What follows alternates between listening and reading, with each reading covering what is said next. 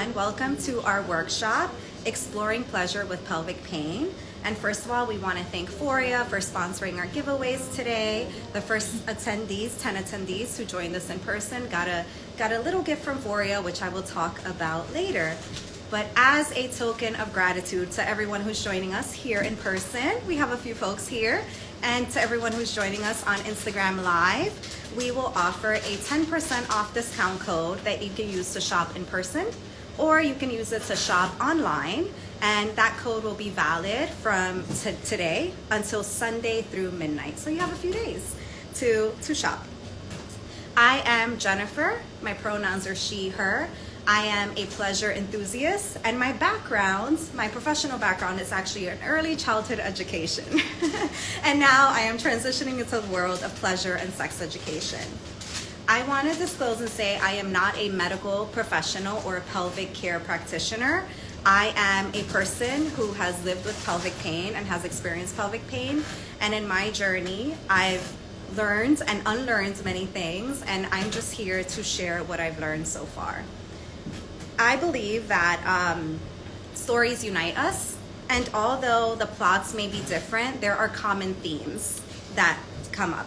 Living with something that you don't understand can feel very isolating, and it's my goal to bring awareness to something that affects many people. So with that being said, I ask for your grace and your kindness, as this is something that is personal to me as well, and personal to some of the folks who are attending, whether it's in person or live. So just keep that in mind, please, when you're asking questions. I'm comfortable answering questions, and I'm pretty open, but if there's anything that I do not feel comfortable answering, I will let you know. And again, I just want to honor folks here who have an array of experiences. I acknowledge that I am a cisgender, light-skinned Latina, so my lived experience in my body can be very different than somebody in a different body. So I want to acknowledge that is my lens. And there are an array of folks here with different lenses and who might be joining us online. So want to share with that I'm always open to learning. And my focus today will be mostly on talking about pelvic pain for folks who were assigned female at birth, folks who experience vulvovaginal pain. So that will be the focus today. Although people of all genders and regardless of genitals can experience pelvic pain. And I want to also acknowledge that when I say pain, I mean undesired pain, because pain can be part of the pleasure experience. Pain can be part of your pleasure experience. So when I say pain, I mean undesired pain. And as always, when you're learning something new, I invite you to use discernment, to trust your intuition, and to do your own research with all the information that I share with you today. And the information that I share with you, I will let you know where I received the information from. So today, we're going to talk a little bit about the anatomy of the pelvis, the function of the pelvis, what it does for our everyday lives and our functions. We're also going to talk about symptoms, where if something may be off, and why you're all here. We're going to talk about how to explore our relationship to pleasure when you're living with pelvic pain. So I'm just going to take a moment to let that sink in. So first and foremost, what and where is the pelvis? I have pictures. I know that pictures are helpful for me. So I'll start with the bony part of the pelvis, and I'll show it to my folks on camera here. So this is what consists of the pelvis. This is the pelvic girdle. So it's the hip bones, the sacrum, and the coccyx. This will be considered the pelvis. And I'll show this one more time and pass it around. And the pelvis is connected to your legs. It's connected to your core. It's connected to everything. It is the core. So there is no way to not use the pelvis. And then here is another photo, specifically of just the pelvic area, not showing the legs. So we have the hips, we have the sacrum, and we have the coccyx. And this consists of the pelvic girdle. Also pass that around. And now when we get deeper into the pelvic muscles, and I can take that back when you're ready, yeah, so you don't have to hold it. And now we're thinking about, this is the bony structures, right? Now thinking deeper into the muscle layer. So like I said, the pelvic floor, people have pelvic floors regardless of gender or anatomy. And here, this is just showing a comparison between where the pelvic floor is for somebody with a penis and where the pelvic floor is located for somebody with a vagina. And as you see here, the pelvic floor muscles are a hammock. They're a hammock that run all the way from the coccyx to the pubic bone, and the same in a person with a penis. So that part, the pelvic muscles, create a hammock, essentially.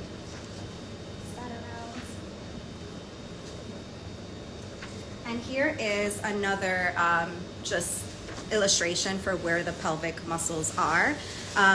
The colors can make it a little confusing, but if somebody were to be laying on their back and their legs would be open, this would be a person with a vagina. These are the pelvic muscles in this area. This is the anus, and then this would be the vagina. In a person with a penis, these are all the pelvic muscles here, and this is the penis, and then this is the anus. Look at that one too. Yeah, any questions so far? Any comments? Anything anyone would like to add? All right. Yeah, like I said, I'm going to pause because I know that there are folks here who have their own lived experience and expertise, so always want to welcome that in as well. All right, so now that we know where the pelvic muscles are located, what is the pelvic floor? What is the function of the pelvis? It's involved in everyday activities. When you use the bathroom, you're using your pelvic floor muscles for emptying your bladder, when you need to poop, for standing, for carrying a pregnancy. It allows you to maintain stable joints, and it's stabilizing your body and your back. And the pelvic muscles, like any other muscle in the body, can develop tension over time. And the pelvic muscles, you don't want them to be constantly flexed. Think about your bicep constantly being in a flex state. And you also don't want a muscle that's too relaxed. A muscle that is too relaxed and not active enough is not going to allow you to do the everyday functions that you need to do. So sometimes when either the muscles of the pelvic floor are too tense or the muscles are perhaps too loose, there may be some symptoms that come up. For me, I personally deal with a hypertonic pelvic floor. That means that my pelvic muscles are too tense. So it's like if my bicep was in a constantly flexed state, that is what my pelvic muscles are doing. And again, these symptoms show up in a variety of ways. I'm going to share some symptoms, but in no way does this encompass all the symptoms that folks can experience when they experience pelvic pain, or since I'm specifically going to talk about vulvovaginal pain, pelvic and vulvovaginal pain. So again, the ways that I'm going to focus most is chronic vulvovaginal and pelvic pain. And there are a variety of conditions that can cause vulvar burning, rawness, itching, and pain in the vulvar area or in the vagina. And this can show up as inability to insert tampons at all. Like perhaps you try to insert a tampon or fingers or a toy and you feel like you're hitting a wall. For folks, a lot of folks who experience these symptoms, there's something called vaginismus, although that does not necessarily mean that that is the only symptom attached to that diagnosis or the diagnosis attached to that symptom. Another way it shows up is painful penetrative sex, whether that's anal sex or vaginal sex. There's this misconception, especially with anal sex, that it's like it should hurt. That's not true. Penetrative sex should not hurt. And if there is pain, again, undesired pain, that is a sign that something is off and we need a little more attention. Sometimes folks with vulvas experience a burning sensation when sitting for prolonged periods of time or wearing tight pants. That's me. Sometimes it comes through as constipation or lower back pain and discomfort. A lot of pelvic floor experts even talk about the connection between TMJ and pelvic pain. And I also have a jaw that pops and locks. And And because the jaw and the pelvic floor are two areas where people can hold tension. Folks can also have UTI-like symptoms, like constantly having symptoms for vulvovaginal infections, but not actually having vulvovaginal infections. Also my case. Some people can even feel pain in the external clitoris, like it can feel painful to the touch. Some folks may feel even numbness in the area and experience either difficulty orgasming or pain with orgasming. There can also be pain with urination. So, thank you for sharing what you're going through. So, of course, this is not at all an extensive list as to all the ways that pelvic pain can show up. These are just some of the ways that it can show up. And for me, like I said, my pelvic pain, it includes a burning sensation at the entrance of the vulva that is prolonged by penetrative sex. It is provoked by sitting for long periods of time, wearing tight clothes, or even with bowel movements. And in addition, I also experience pelvic pain. And it's been 5 years. I recently received a diagnosis of hypertonic pelvic floor, and I'm still working on it. I am nowhere near having complete resolution of my symptoms.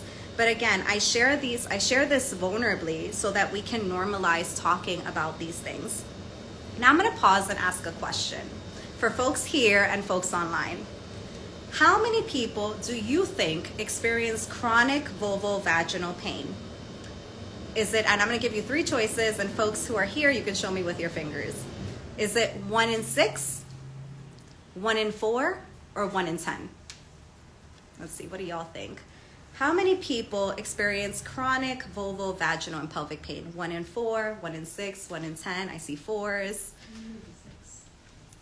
I see 1 in 4 online. I hear 6. Okay, 6. All right, so we're split between, all right, we have some folks saying one out of 4, 1 out of 10. Everybody's kind of split across the board. Well, okay, I see some answers still rolling in. So according to Tight-Lipped, which is a grassroots movement and campaign by and for people with chronic vulvovaginal pelvic pain, up to 1 in 4 people with vaginas will experience chronic vulvovaginal pain in their lifetime. Yeah. So that's like, how many of us are here? That's at least like 2 or 3 of us here, you know? That is a lot of people. So even if you don't have pelvic pain, if you have a vagina, you may experience chronic vulvovaginal pain. That's why it's so important to talk about these things. And there is a lot of shame, stigma, and silence. And vulvovaginal pain is often shrouded in silence. And right, we don't talk about these things. We don't talk about these parts. It's taboo. But 1 in 4, that's a lot of people. That's a lot of people. So there are many causes of pelvic floor dysfunction. There are many reasons. Oh, yeah. There are many reasons why folks may experience pelvic pain and chronic vulvovaginal pain. So there can be skeletal reasons, perhaps, whether it's your hips or your back. For me personally, an x-ray revealed that I had an old tailbone injury that I didn't know that I had. And when I started seeing a pelvic PT, my tailbone was actually deviated to the left. So when you think about what that does, and for me, sitting for long periods of time, I felt some tailbone pain. So definitely there can be skeletal imbalances. There can be a muscular imbalance. Sometimes folks are either born with additional nerves in the vulvar area that can create more pain sensations.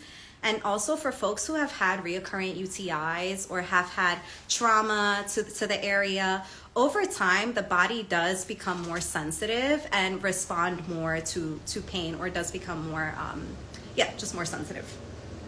Surgeries to the genitals or pelvic region. Something that is not talked about often is also genital mutilation in intersex children. So when children are born with genitalia that doesn't fit between the vagina penis binary, and doctors make choices for them, later on folks can develop pelvic pain. Hormonal changes can lead to pelvic and vulvovaginal pain, and some of these hormonal changes can be due to pregnancy, breast or chest feeding, giving birth.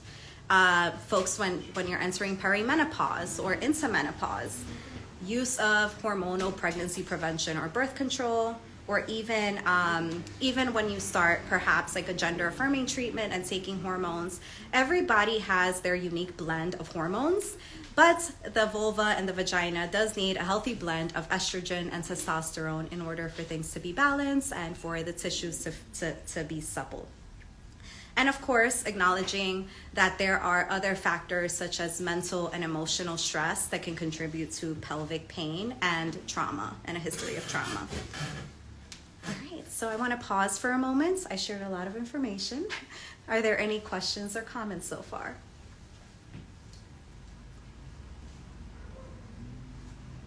Yeah, no, that's right. Yeah, I have somebody saying that low testosterone in women can be caused by many things earlier than typical menopause age. That's right.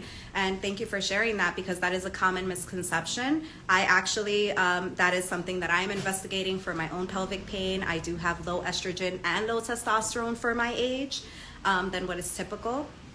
Yeah, no, I'm glad you feel comforted in knowing that you're definitely not alone. There's a lot of us out here who are dealing with symptoms. And again, even though our stories are different, the themes are very much the same. Yeah. Does anybody else have anything to add here? All right. Is age a factor?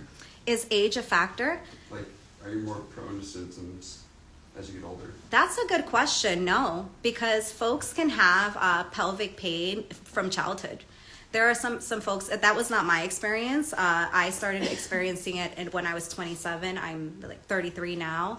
But even there are folks since childhood where even like their first like experience of, let's say, inserting a tampon or something like that could be painful. There are folks who, again, if you're born with like extra nerves or nerve endings, and that creates pelvic pain. So age is not necessarily a factor or a correlation when it comes to pelvic pain that I know of so far. But that is a good question that I will research some more. Does anybody else know anything about the correlation between age and pelvic pain? Because to me, I think it's across the board. It's like pelvic pain does not discriminate against age. Yeah. A lot of women going into menopause, females going into menopause, a lot of women have pelvic pain. Yeah, no, thank you for bringing that up. And we have somebody here who is sharing that a lot of folks who were assigned female at birth, that as they go into menopause, that they start to develop pelvic pain, and that can be because of the change in hormones.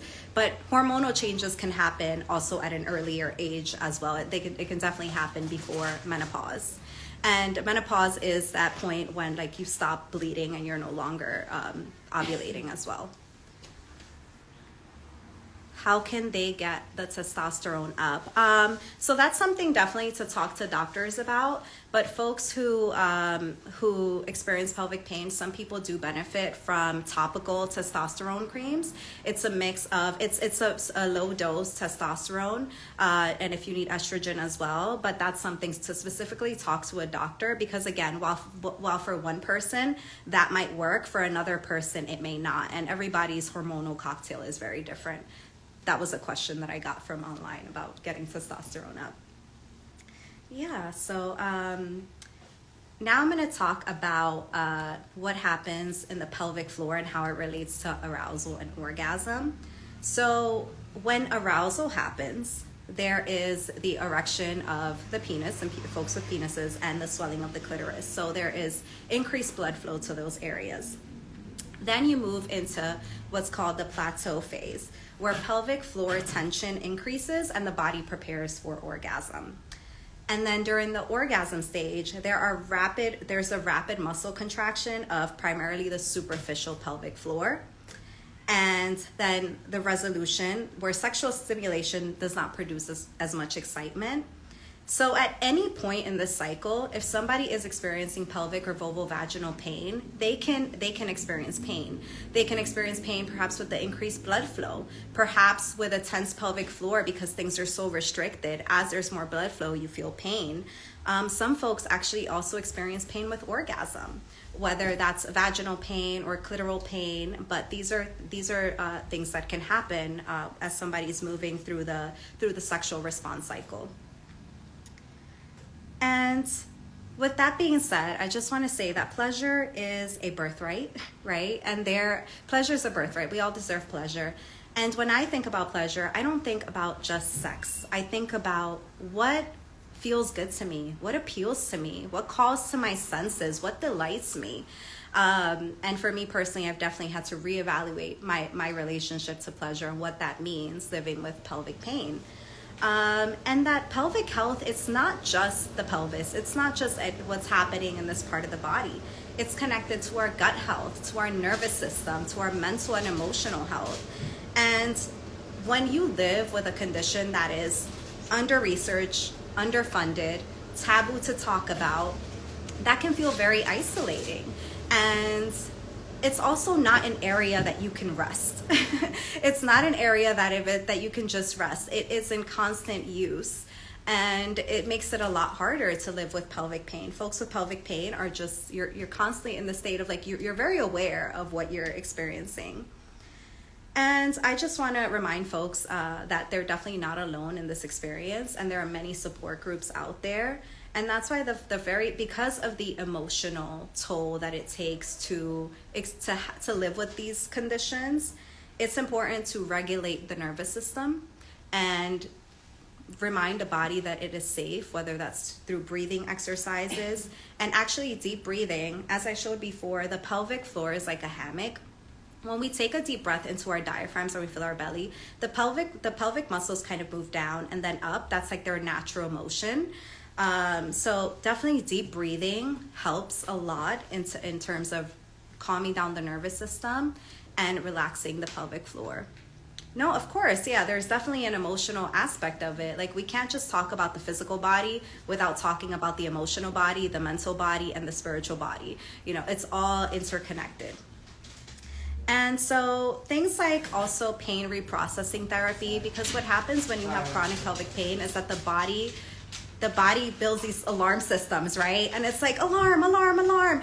And it's sending a big alarm when maybe it's not a big alarm anymore, but the body learns to like respond to stimulus in a certain way. So pain reprocessing therapy and thinking about the way that our relationship to the pain can be helpful.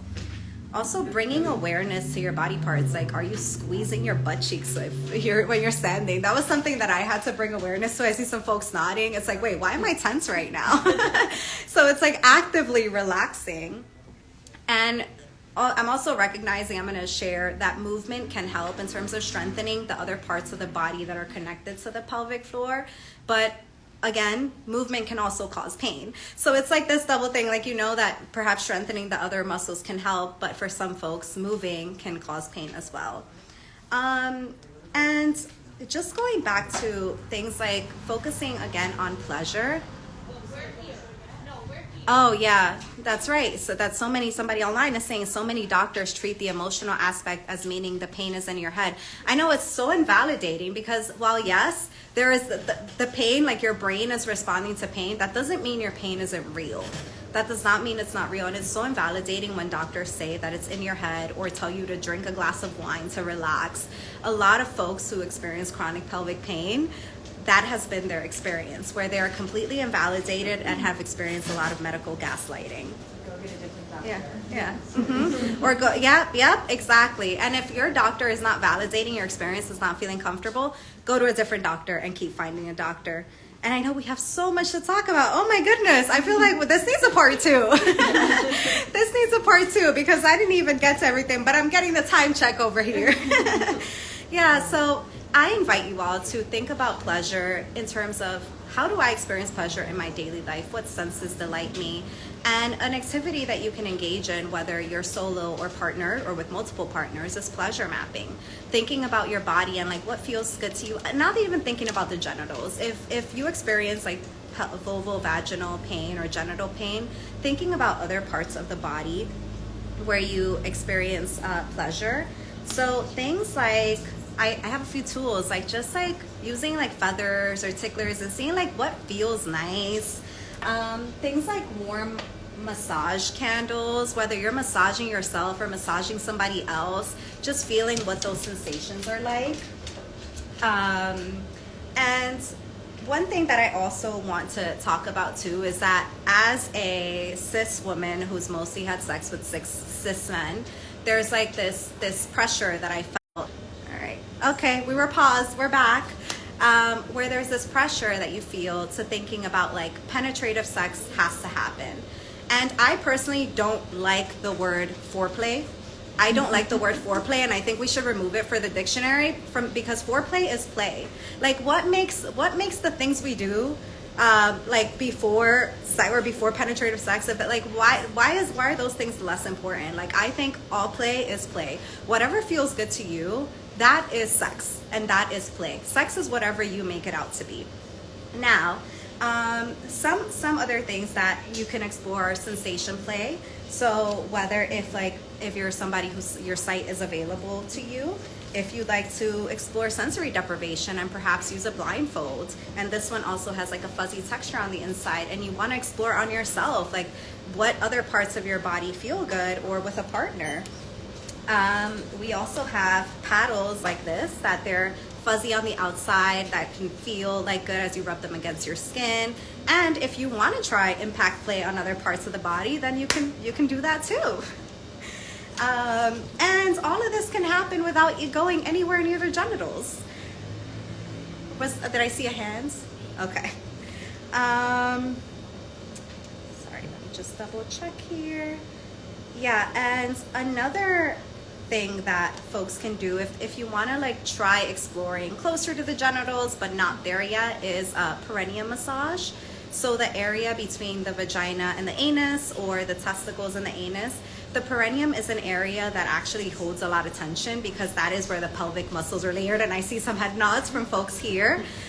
So massaging that area with like a nice oil or lubrication and your hands, or even using like a wand like this. This is the Dia, and I personally like the Dia because it has a vibrating function. It also has a warm function, and it turns cold. So for folks who like experience like burning, like that cold can feel like sweet relief. And you can also explore this on other parts of the body, like temperature play, see what else feels good outside of the genitals. But you can use something like this to massage the perineum, the area between the vagina and the butthole, or the testicles and section. All right, we keep disconnecting, but we are back again. And also I want to share things like wands. Smiley with this. Yeah. So things like wands can be a nice way to explore other parts of the body, because like a wand like this, you can use the vibrating head to explore massage in your legs, in your hips, your butt, like the inner thighs, which is a lot of places where folks with pelvic pain can carry tension. But also this has another end that also vibrates. So if you do want to explore closer to the genital area or the perineum, this is an option to explore. It also is flexible and bends. And if you want to explore penetration, it gives you that option as well. And I almost forgot about my little feather here. So this is like a feather tickler, but it's a vibrating feather tickler. So it's a nice way to just experience subtle sensations in other parts of the body. And if you are somebody for whom like external clitoral play, that feels good and you don't experience pain with that, something like a toy like this, which is air pulse, which creates a suction sensation, that can feel nice. We also have something like the Dame, the Eva. This sits in between the outer labia and can actually be worn if you want to participate in some kind of penetrative sex, or you can use this with a partner as well. Other vibrators that focus externally is like the Romp Wave. This has a really unique shape so that it can kind of sit in the labia, and you can come by and like check these out later. This is another shape too, that it's like wide enough so that you can explore on the outside. And this one is from Dame, and then this one is from WeVibe, the Touch X.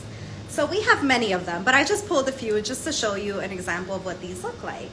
Now, if you want to try penetrative sex, definitely it's important to be relaxed and for the body to be relaxed. And I would say think about, am I doing this for me, Or am I doing this because I feel like I have to please somebody else? Is this something that I want to explore?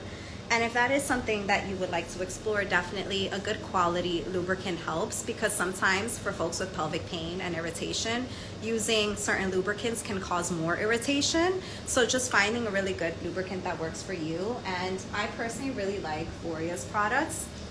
This is the Foria sex oil with CBD, and the CBD helps with relaxation.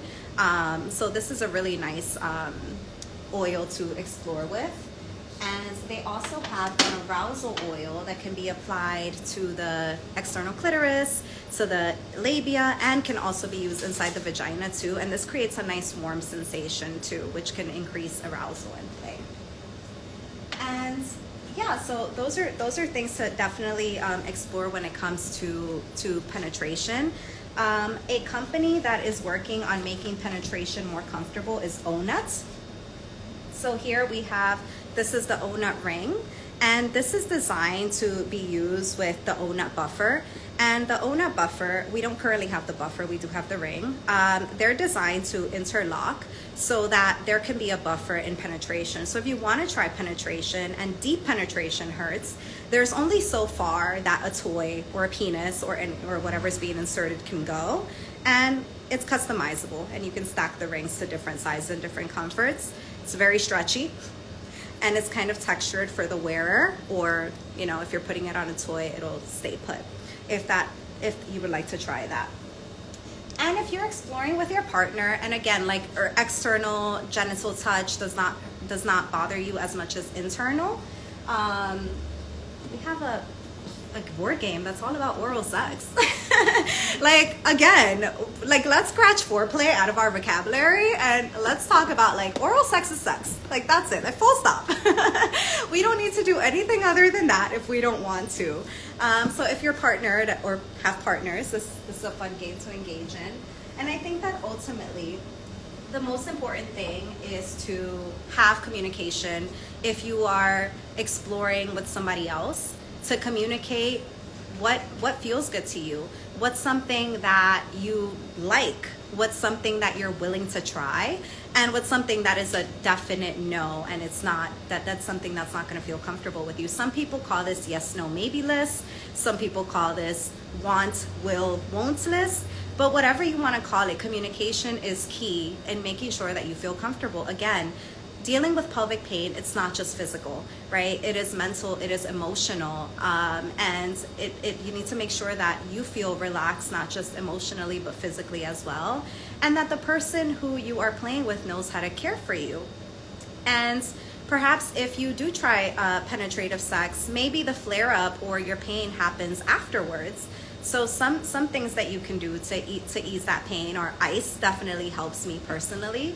So there are some ice packs that are sold as postpartum ice packs, but something like that can help. Again, the Dia has the cold function, which is really nice. And we also carry, do we have Momotaro? Oh, I didn't bring oh, yes, I did. Also have Momotaro balm, which was designed to ease vulvovaginal irritation. This to me is like a lifesaver when I'm going to sit for a long time and sit on a plane ride. It feels very cooling. And the Foria suppositories. Foria carries different suppositories. Some are meant for the booty, some are meant for vaginal, but they can really be used interchangeably. And these melts are meant to be inserted, and they create a feeling of relaxation, so they can be used before play or after play, or just on a regular day where you might need some relief. Oh, I see somebody saying it's the best stuff. Yeah, I personally love Foria. And yeah, I think, well, I could go on, but I know that you all have things to do, and everybody here has things to do. So I want to just see if anybody else has any questions or comments before we close here or here. Yeah, I think talking about the foreplay thing, Yeah. It's a thing for me is I keep seeing penetrative sex as the goal, and it's not, it's part of it is thinking that that's what they want, but part of it is this is a challenge that I want to overcome. Yes. And so I have a hard time being no, that's not the end goal here. Yeah, no, for sure. So what was shared is that sometimes with like penetrative sex, right, that becomes the end goal, where it's like not necessarily like, okay, that's something that they want, but it's like, this is a challenge that I want to overcome. But that's something you can definitely work up to, right? And like see how much, like, all right, maybe we'll try this much, and having a system in place so that you either have safe words or you have maybe body cues that you give your partners to let them know, like, okay, I want to try this, but I need a system in place to let you know that it's enough and we need to stop. And after we stop, I would like to either take a break or do something else or continue to explore pleasure in other parts of my body. So that can be part of the conversations that you have with your partners as well. How does that land? Yeah, that's a good idea. Yeah. Having like almost like a script. Or something to say. Yeah, just like planning out like your care plan. You know, what do I need during and what may I need after? Of course, you're very welcome for this discussion, and thank you all for that helps to talk about a system, safe word, body cues. Penetration also feels important for me, but has become too big of an end goal. Yeah, same here. Like I knew what it was like to have penetrative sex, and then to have it like not be like take it off the table because it was painful. That's a difficult transition to go through. And of course, like if that is important to you, it's important to start working through those tools. But when our body's sending us pain signals, it's giving us a message. And if we continue to override our body's pain signals, it's just going to keep creating the cycles of pain. So it's like we can work towards the goal of penetration. There are things like dilators, for example, that can slowly help you increase in being able to accommodate penetration. So there are tools and strategies that you can do that. But it's important to like go slow and go with your body too. You don't want to push the body. But yes, well, I have gone way over. Thank you all for your patience and your time. I so appreciate you all. So we have the workshops coming up on this Sunday. We have 2 workshops. They are at the Moxie Hotel in Brooklyn. One is on non-monogamy, and another one is our Intro to Shibari. So our Intro to Shibari rope is on Sunday, September 29th at 12 p.m. And our workshop, A Beginner's Guide to Non-Monogamy, hosted by Bear and Fifi, that will also be on the same date, September 29th at 4 p.m. And an online recording option is available. And before you go, I also want to mention a few resources. So we are talking about Tight Lipped. Tight Lipped has a podcast, and it is, I'm part of the New York chapter, have another friend here from the New York chapter. There are social events, and it is a movement to actually get OBGYNs trained in pelvic pain. The Pelvic People, who are the creators of the ONUT, they create tools to explore painful sex. And they created the ONUT. They also created the first vibrator designed for painful entry pain called the Kiwi. And they now have a video library of resources called the Pelvic Gym. And tomorrow, September 27th through September 29th, there's a vulvo-vaginal mini summit hosted. Hi, tight-lipped member. Look at that. Okay, another tight-lipped member in the crew. So tomorrow through September 29th, it's the vulvo-vaginal mini summit, and it's hosted by the Lichen Sclerosis Support Network. Lichen sclerosis is a chronic inflammatory skin condition, and it can lead to skin changes, painful sex, and in some cases, vulvar cancer. So the virtual event is a deep dive into all things vulvar health, featuring experts in different areas of vulvovaginal and pelvic pain world. So the tickets for that are on lssupportnetwork.org.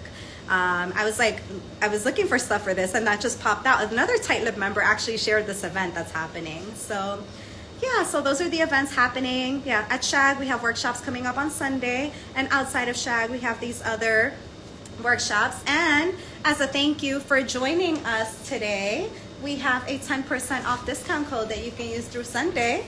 That is, thank you. But I feel like I need a drum roll. Our code is PELVIC24. PELVIC 24. So enter that code to shop online through midnight on Sunday. And folks who are here and you shop today, you get 10% off your products. All right, y'all. Thank you so much for being here today, for sharing. Appreciate you.